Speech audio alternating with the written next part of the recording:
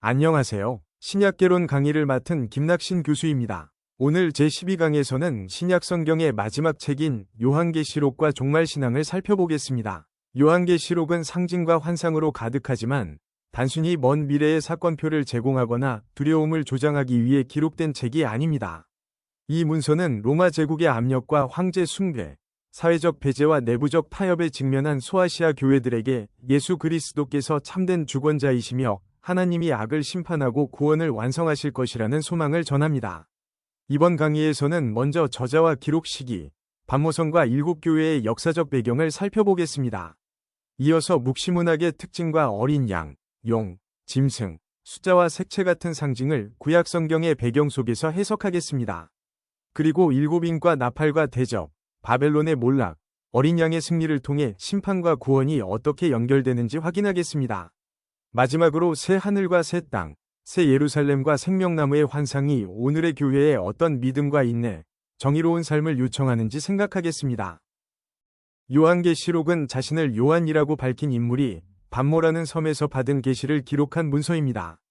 교회 전통은 이 요한을 예수의 12제자 가운데 한 사람인 사도 요한과 연결해 왔지만 본문은 사도라는 직함을 사용하지 않으며 문체와 신학적 특징을 근거로 다른 요한일 가능성을 제기하는 학자들도 있습니다. 그러므로 전통적 견해를 존중하되 저자의 정확한 신원을 확정된 사실로 단정해서는 안 됩니다. 기록 시기는 흔히 도미티아누스 황제 말기인 기원 후 90년대 중반으로 보지만 네로 시대 이후에 비교적 이른 연대를 주장하는 견해도 존재합니다.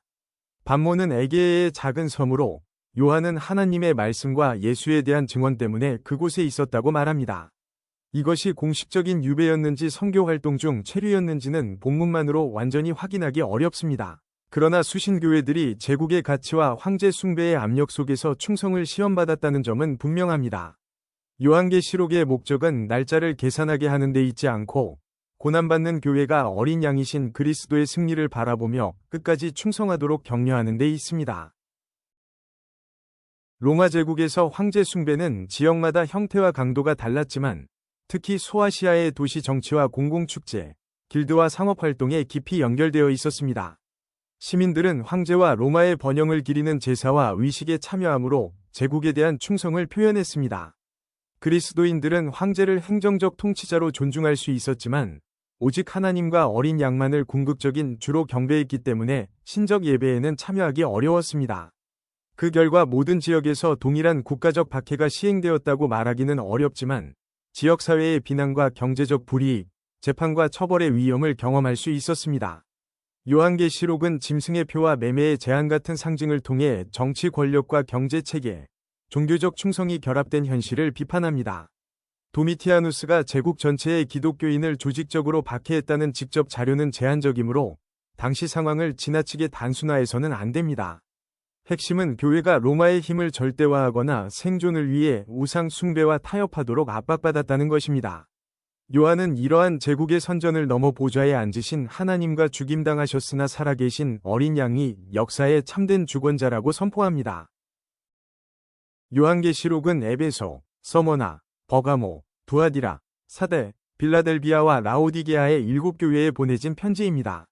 일곱은 실제 소아시아의 교회들이면서 동시에 완전함을 상징하는 숫자로서 더 넓은 교회를 대표한다고 이해할 수 있습니다. 에베소는 수고와 분별력이 있었지만 처음 사랑을 버렸다는 책망을 받습니다. 서머나는 가난과 환난 가운데서도 부유한 교회로 인정받으며 죽기까지 충성하라는 권면을 받습니다. 버가모와 두아디라는 신앙을 지키면서도 우상 숭배와 부도덕을 정당화하는 가르침을 용납한 문제를 지적받습니다. 사대는 살아있다는 이름은 가졌으나 실제로는 죽은 상태이므로 깨어나라고 촉구받습니다. 빌라델비아는 작은 능력에도 말씀을 지킨 교회로 열린 문의 약속을 받습니다. 라오디게아는 경제적으로 부유했지만 자신의 영적 가난과 눈멀음을 깨닫지 못한 미지근한 교회였습니다. 일곱 메시지는 외부 박해만이 아니라 사랑의 상실, 자기만족, 거짓 가르침과 타협 같은 내부 문제도 심각했음을 보여줍니다. 오늘의 교회도 각 편지를 다른 교회에 대한 평가로만 읽지 말고 그리스도께서 우리 공동체의 충성과 회개를 어떻게 요구하시는지 성찰해야 합니다. 요한계시록은 묵시, 예언과 편지의 성격을 함께 가진 문서입니다. 묵시문학은 하늘의 사자가 환상과 상징을 통해 감추어진 현실을 드러내고 현재의 역사와 하나님의 궁극적인 목적을 연결하여 설명하는 문학 형식입니다. 다니엘서와 에스겔서, 스가랴서 같은 구약 문서와 제2성경기 유대 묵시 문학이 중요한 배경을 이룹니다. 요한계시록의 숫자, 동물, 색채와 천상 장면을 모두 문자적인 사진처럼 읽으면 본문의 의도를 놓치기 쉽습니다. 동시에 상징을 마음대로 현대 인물이나 사건에 대응시키는 것도 위험합니다. 상징은 먼저 1세기 수신자들이 이해할 수 있었던 성경적 역사적 세계 안에서 해석되어야 합니다. 이 책의 기록 목적은 공포를 일으키거나 비밀 암호를 풀게 하는 것이 아니라 제국의 권력이 절대적인 것처럼 보이는 상황에서 하나님과 어린 양의 통치가 참된 현실임을 보여주는 데 있습니다. 예수는 죽음을 이기신 분이며 교회 가운데 계시고 역사를 심판하십니다. 그러므로 묵시적 환상은 현실 도피가 아니라 현재의 우상과 불의를 분별하게 하고 고난 속에서도 예배와 증언, 인내를 지속하도록 만드는 신학적 언어입니다. 요한계시록의 배경에는 외부의 압력뿐 아니라 교회 내부의 영적 위기도 존재했습니다. 어떤 공동체는 박해 속에서 충성을 지켰지만 다른 공동체는 경제적 안정과 사회적 인정 때문에 우상 숭배와 제국의 가치에 타협하거나 거짓 교사의 가르침을 받아들였습니다. 요한계시록은 고난을 하나님의 부재나 교회의 실패로만 해석하지 않습니다. 죽임당한 어린 양이 바로 승리하신 주님이라는 역설을 통해 신자의 충성된 증언과 고난이 하나님의 통치 안에서 헛되지 않다고 말합니다. 그러나 모든 고통을 무조건 하나님의 뜻으로 정당화하거나 피해자에게 침묵을 강요해서는 안 됩니다.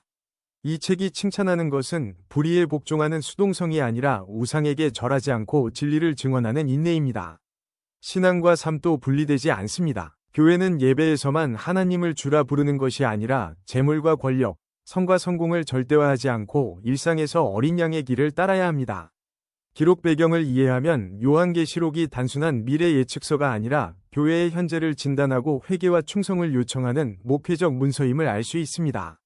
미래의 승리를 믿는 사람은 지금 여기에서 거룩함과 사랑, 정의와 진실을 실천해야 합니다. 묵시라는 말은 그리스어 아포칼립시스에서 왔으며 감추어진 것을 벗겨 드러낸다는 뜻을 가집니다. 묵시문학은 현실에서 악한 권력이 승리하는 것처럼 보일 때 하늘의 관점에서 역사의 참된 의미와 하나님의 결말을 보여줍니다.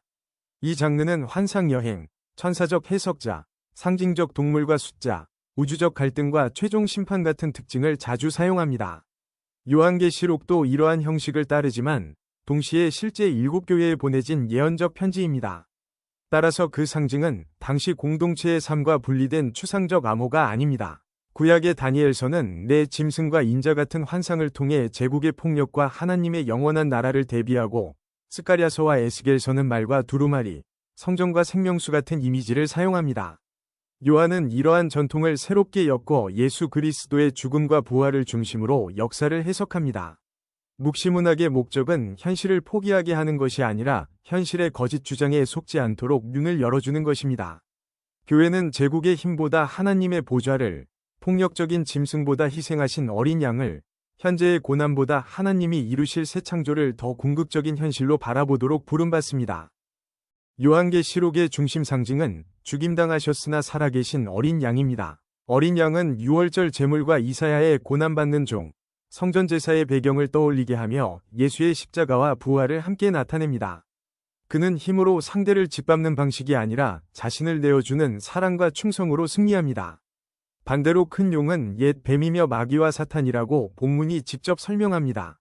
바다에서 올라오는 첫째 짐승은 다니엘서의 제국 짐승들을 결합한 모습으로 하나님을 모방하며 숭배를 요구하는 폭력적 정치 권력을 상징합니다. 땅에서 올라오는 둘째 짐승은 후에 거짓 선지자로 불리며 첫째 짐승의 숭배를 촉진하는 종교적 선전적 권력을 나타냅니다.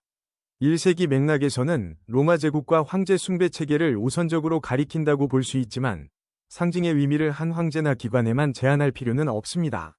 하나님처럼 절대 충성을 요구하고 경제와 종교를 이용해 사람을 통제하는 모든 권력이 짐승의 성격을 드러낼 수 있습니다. 교회는 세상의 힘을 닮아 용과 싸우는 것이 아니라 어린 양의 피와 진실한 증언으로 이깁니다. 이 대비는 요한계시록의 정치적 영적 윤리를 결정합니다. 요한계시록에서 숫자는 단순한 계산이 아니라 신학적 의미를 전하는 상징입니다. 7은 창조의 7날과 연결되어 완전함을 나타내며 일곱 교회와인, 나팔과 대접은 하나님의 계획이 이루어짐을 보여줍니다. 열둘은 이스라엘의 12지파와 예수의 12사도를 배경으로 하나님의 언약 백성을 상징합니다. 새 예루살렘의 문과 기초, 치수의 열둘이 반복되는 것은 구약과 신약의 하나님의 백성이 하나의 완성된 공동체를 이룬다는 메시지를 전합니다. 짐승의 수 666은 인간적 권력이 신적 완전을 흉내내지만 끝내 미치지 못하는 불완전함을 보여준다고 해석되기도 합니다. 또한 히브리어 글자의 숫값을 이용하면 네로 카이사르와 연결된다는 유명한 해석이 있으며 일부 사본의 616이라는 변이도 이 견해와 관련하여 논의됩니다. 그러나 현대 인물의 이름을 임의로 계산하여 짐승으로 지목하는 것은 본문의 역사적 맥락을 벗어납니다. 14만 4천은 12 곱하기 12 곱하기 1000으로 구성되어 하나님의 백성의 충만한 수를 상징한다는 견해가 널리 알려져 있지만 문자적인 이스라엘의 남은 자로 보는 해석도 있습니다. 중요한 것은 하나님이 자신의 백성을 알고 인치시며 끝까지 보존하신다는 약속입니다. 묵시문학은 하나님과 악의 세력 사이의 갈등을 우주적 규모로 묘사하지만 두 세력이 동등하게 맞서는 영원한 이원론을 가르치지 않습니다. 용과 짐승은 잠시 큰 권세를 가진 것처럼 보이지만 그 권세는 제한되어 있으며 최종 결말은 하나님의 승리로 정해져 있습니다. 요한계시록은 현재의 역사와 종말을 분리하지 않습니다. 교회의 예배와 증언, 박해와 타협, 제국의 경제와 폭력이 하늘의 보좌와 최종 심판의 관점에서 해석됩니다. 이러한 환상은 신자에게 사건의 정확한 시간표를 제공하기보다 현재를 하나님의 시각으로 바라보고 누구에게 충성할지를 선택하게 합니다. 하늘의 예배 장면은 이 선택의 중심입니다. 내 생물과 장로들, 천사와 모든 피조물이 창조주 하나님과 어린 양을 찬양하며 로마 황제에게 돌려지던 영광과 존귀가 오직 하나님께 속한다고 선포합니다. 예배는 현실을 잇는 도피가 아니라 제국의 우상적 주장에 저항하는 행위입니다. 교회가 하나님을 참된 주권자로 예배할 때 돈과 국가, 지도자와 성공을 절대화하지 않을 자유를 얻습니다. 묵시의 상징은 공포의 도구가 아니라 신앙 공동체가 고난 속에서도 소망을 지키고 정의로운 증언을 계속하도록 돕는 신학적 언어입니다. 요한계시록은 구약성경의 문장을 직접 인용한다는 표시를 자주 사용하지 않지만 거의 모든 장면이 구약의 이미지와 언어로 짜여 있습니다. 보좌 주위의 네 생물을 에스겔 1장의 생물과 이사야 6장의 스랍 이미지를 결합하며 짐승과 인자는 다니엘 7장의 환상을 배경으로 합니다.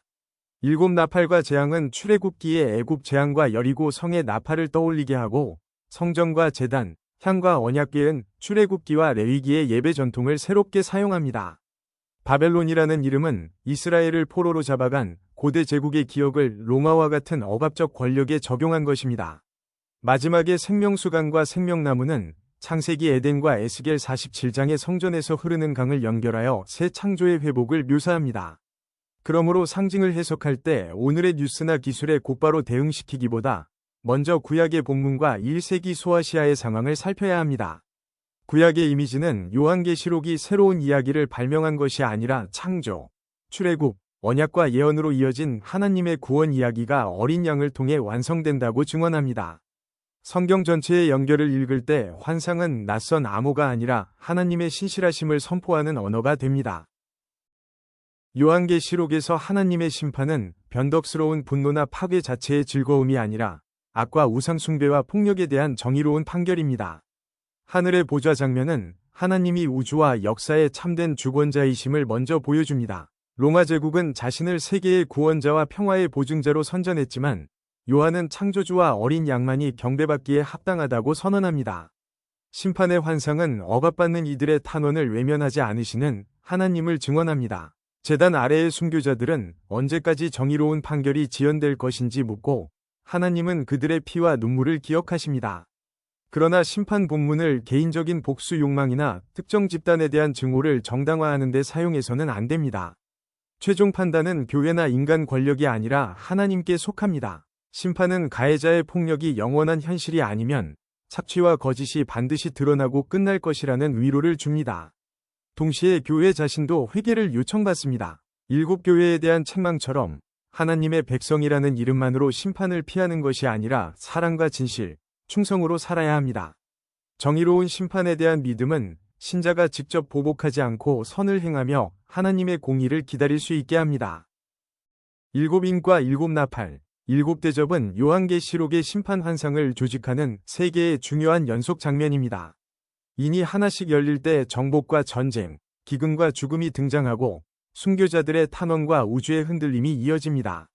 나팔은 출애굽의 재앙을 떠올리게 하며 땅과 바다, 물과 하늘의 부분적인 재난을 일으켜 회개를 경고합니다. 대접은 악에 대한 하나님의 진노가 완전히 쏟아지는 최종적인 장면으로 묘사됩니다. 이 세 시리즈가 시간 순서대로 한 번씩 진행되는지, 같은 종말의 현실을 반복하면서 점점 확대하는지에 대해서는 학자들의 견해가 다릅니다. 많은 해석자는 각 시리즈가 마지막 심판에 도달한 뒤 다시 다른 각도에서 시작하는 반복 또는 재현 구조를 강조하고, 다른 해석자는 점진적 순서를 더 중요하게 봅니다. 본문이 분명히 가르치는 핵심은 재난의 세부를 현대 사건의 1대1로 대입하는 데 있지 않습니다. 폭력과 탐욕, 우상숭배의 세계는 스스로 파괴적 결과를 낳으며 하나님의 정의를 피할 수 없습니다. 동시에 심판 가운데서도 회개의 기회가 제시되고 하나님의 종들은 인침을 받습니다. 이 환상은 공포심보다 하나님께 돌아가고 어린 양께 충성하라는 긴급한 요청으로 읽어야 합니다. 요한계시록의 큰 바벨론은 화려한 옷과 보석으로 치장하고 여러 민족을 취하게 하는 도시로 묘사됩니다. 구약에서 바벨론은 예루살렘을 파괴하고 유다 백성을 포로로 끌고 간 제국이었으며, 요한은 그 이름을 사용해 자신의 시대에 하나님을 대적한 로마 제국을 암시합니다. 일곱 산에 앉은 도시, 세계의 왕들과 상인들을 지배하는 모습은 1세기 로마를 떠올리게 합니다. 그러나 바벨론의 죄는 정치적 지배만이 아닙니다. 사치와 착취, 폭력과 우상숭배가 결합된 경제체계가 문제입니다. 상인들이 바벨론의 멸망을 슬퍼하는 상품 목록의 마지막에는 사람의 몸과 생명까지 포함되어 제국의 번영이 노예와 약자의 희생 위에 세워졌음을 폭로합니다. 하늘의 음성은 하나님의 백성에게 그 죄에 참여하지 말고 거기서 나오라고 요청합니다. 이는 반드시 지리적으로 도시를 떠나라는 뜻만이 아니라 부당한 이익과 우상적 충성에서 분리되라는 윤리적 명령입니다. 바벨론은 로마라는 역사적 대상을 넘어 인간의 생명과 창조 세계를 상품화하고 자신을 절대화하는 모든 체계의 상징이 될 수 있습니다. 그 화려함은 영원하지 않으며 하나님의 정의 앞에서 무너집니다. 요한계시록의 구원은 왕처럼 보이는 사자보다 먼저 죽임당한 어린 양의 모습으로 나타납니다. 어린 양은 자신의 피로 각 족속과 언어와 백성과 나라 가운데서 사람들을 하나님께 속량하셨고, 그들을 하나님 나라와 제사장 공동체로 삼으셨습니다. 구원은 어느 민족이나 문화의 특권으로 제한되지 않으며 셀 수 없는 큰 무리가 보좌 앞에서 하나님과 어린 양을 찬양합니다. 이들은 큰 환난을 통과했지만 어린 양의 피로 옷을 씻어 희게 된 사람들로 묘사됩니다. 피로 옷을 희게 한다는 역설은 예수의 희생과 용서가 죄를 정결하게 한다는 상징입니다. 순교자들의 죽음도 제국의 관점에서는 패배처럼 보이지만, 요한계시록은 그들이 생명을 아끼지 않고 진실을 증언함으로 용과 짐승을 이겼다고 선언합니다. 이것은 죽음을 찾아가거나 고난을 낭만화하라는 뜻이 아니라 생존을 위해 악을 숭배하지 않는 충성을 강조합니다. 심판과 구원은 서로 분리되지 않습니다. 하나님이 억압과 죽음의 세력을 제거하시는 심판이 곧 피해받은 창조와 백성을 회복하는 구원의 길을 엽니다. 어린 양의 승리를 믿는 교회는 폭력과 지배의 방식을 따르지 않고 희생적 사랑과 진실한 증언으로 세상을 섬겨야 합니다. 요한계시록 후반부에서는 용과 짐승, 거짓 선지자와 죽음 자체가 최종적으로 패배합니다. 짐승과 거짓 선지자는 심판을 받고, 사탄은 더 이상 민족들을 미혹하지 못하며 죽음과 음부도 불못에 던져집니다. 불못과 둘째 사망의 이미지는 악과 죽음이 하나님의 새 창조에 더 이상 자리를 차지하지 못한다는 최종성을 보여줍니다. 이 장면들의 순서와 천년왕국의 의미에는 전천년, 무천년, 후천년 등 다양한 해석이 존재합니다. 그러므로 한 해석만을 복음의 기준으로 삼아 다른 신자를 정죄해서는 안 됩니다. 모든 정통적 견해가 공유하는 중심은 예수 그리스도께서 다시 오시며 악과 죽음이 영원히 승리하지 못한다는 고백입니다. 최종 심판 뒤에 새 하늘과 새 땅이 등장하는 것은 하나님의 목적이 단순한 파괴에 있지 않음을 보여줍니다. 옛 창조를 괴롭히던 죄와 죽음이 제거되고 하나님이 자신의 백성과 함께 거하시는 새로운 질서가 시작됩니다. 종말 신앙은 세상을 포기하거나 재난을 즐기는 태도가 아니라 하나님이 창조를 회복하실 것을 믿고 지금 악에 저항하며 생명과 정의를 돌보는 소망입니다. 교회는 승리의 결말을 알기에 두려움에 굴복하지 않고 충성된 증언을 계속할 수 있습니다. 새하늘과 새 땅은 성경 종말론의 완성을 보여주는 표현입니다. 이사야 65장과 66장은 하나님이 이전의 고통을 지나 새로운 창조와 예루살렘의 기쁨을 이루실 것을 약속하며 베드로후서도 위가 거하는 새하늘과 새 땅을 기다린다고 말합니다. 요한계시록은 이 약속을 예수 그리스도의 죽음과 부활에 근거한 최종적 현실로 묘사합니다. 여기서 새롭다는 말은 하나님이 창조 세계를 가치 없는 것으로 버리고 전혀 관계없는 공간을 만든다는 뜻으로만 이해할 필요가 없습니다. 성경의 새 창조는 죄와 죽음으로 훼손된 세계가 하나님의 능력으로 새로워지고 회복되는 소망입니다. 바다가 다시 없다는 표현도 물 자체가 사라진다는 문자적 설명이라기보다 고대 세계에서 혼돈과 악의 위협을 상징하던 바다가 더 이상 존재하지 않는다는 의미로 해석될 수 있습니다. 종말은 단순히 세상이 끝나는 날이 아니라 하나님의 창조 목적이 완성되는 날입니다. 그리스도의 부활은 이 새 창조가 이미 시작되었다는 첫 열매이며 재림 때 그 생명과 정의가 온전히 드러납니다. 그러므로 새 하늘과 새 땅을 기다리는 신앙은 현재의 몸과 사회, 자연을 무시하지 않고 하나님의 회복 목적에 맞게 돌보는 책임으로 이어집니다. 새 창조의 가장 큰 복은 황금과 보석이나 고통 없는 환경 자체가 아니라 하나님이 자신의 백성과 직접 함께 거하시는 임재입니다. 요한계시록은 하늘에서 들리는 큰 음성을 통해 하나님의 장막이 사람들과 함께 있으며 하나님이 그들과 함께 계시고 그들은 하나님의 백성이 될 것이라고 선언합니다. 이 언약 공식은 구약에서 반복된 약속이며 예수의 임마누엘과 성령의 임재를 거쳐 새 창조에서 성취됩니다. 하나님은 모든 눈물을 닦아주시며 죽음과 애통, 울부짖음과 아픔이 다시는 존재하지 않게 하십니다. 이 말씀은 현재의 고통을 가볍게 여기거나 상처 입은 사람에게 잊으라고 요구하는 표현이 아닙니다. 하나님이 각 눈물을 알고 직접 위로하시며 고통을 낳는 원인까지 제거하실 것이라는 약속입니다. 죄와 악의 세력이 심판받음으로 관계의 단절과 폭력, 두려움도 더 이상 공동체를 지배하지 못합니다. 하나님과 인간, 인간과 인간, 인간과 창조 세계의 관계가 회복됩니다. 이러한 소망을 가진 교회는 미래의 위로만 말하지 않고 지금 오는 사람 곁에 서며 죽음과 폭력을 줄이고 치유와 화해를 이루는 일에 참여해야 합니다. 하나님의 임재를 기다리는 삶은 현재에도 그분의 자비를 보이게 하는 삶입니다. 새 예루살렘은 하늘에서 하나님께로부터 내려오는 거룩한 성이며 어린 양의 신부로 묘사됩니다. 그러므로 이 도시는 단순한 미래의 건축물이 아니라 하나님과 언약을 맺은 구원 공동체의 완성된 모습을 상징합니다. 성의 12문에는 이스라엘 12지파의 이름이, 12기초석에는 어린 양의 12사도의 이름이 있어 구약과 신약의 하나님의 백성이 하나로 연결됩니다. 정육면체 모양의 거대한 성은 구약 성전의 지성소를 떠올리게 하며 도시 전체가 하나님의 거룩한 임재로 충만함을 보여줍니다.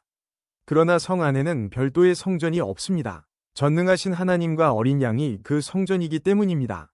해와 달도 필요하지 않은 것은 창조의 빛을 부정한다는 뜻보다 하나님의 영광과 어린 양이 모든 생명과 진리의 궁극적인 빛이심을 강조합니다. 보좌에서 흐르는 생명수강과 강 좌우의 생명나무는 에덴과 에스겔의 성전 환상을 회복합니다.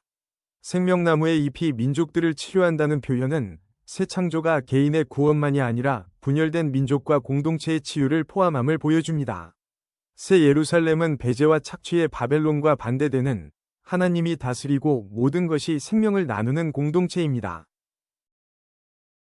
새 하늘과 새 땅의 소망은 먼 미래에 대한 호기심으로 끝나지 않고 현재의 신앙과 윤리를 변화시킵니다. 초기 교회는 박해와 경제적 압력 속에서도 로마의 권력이 최종 현실이 아니면 하나님이 정의와 생명의 새 창조를 이루실 것을 믿었기 때문에 충성을 지킬 수 있었습니다. 창세기의 창조와 에덴에서 시작된 성경 이야기는 요한계시록의 새 창조와 생명나무에서 완성됩니다. 하나님은 자신이 만드신 세계를 포기하지 않고 죄와 죽음에서 해방하여 회복하십니다. 그러므로 종말 소망은 현실 도피나 환경과 사회에 대한 무관심을 정당화하지 않습니다. 새 예루살렘을 기다리는 교회는 지금 바벨론의 탐욕과 폭력에 참여하지 않고 가난한 사람과 피조물을 착취하는 체계를 분별해야 합니다. 하나님이 모든 눈물을 닦으실 것을 믿기에 우는 사람을 위로하고 생명나무를 바라보기에 화해와 치유를 실천해야 합니다. 또한 재림의 날짜를 계산하거나 공포를 이용해 사람을 통제하기보다 아멘, 주 예수여 오시옵소서라는 기도로 깨어 충성해야 합니다. 요한계시록은 두려움의 책이 아니라 어린 양의 승리와 하나님의 임재를 선포하는 소망의 책입니다. 이번 신약개론 12강을 끝까지 함께 해주셔서 진심으로 감사합니다.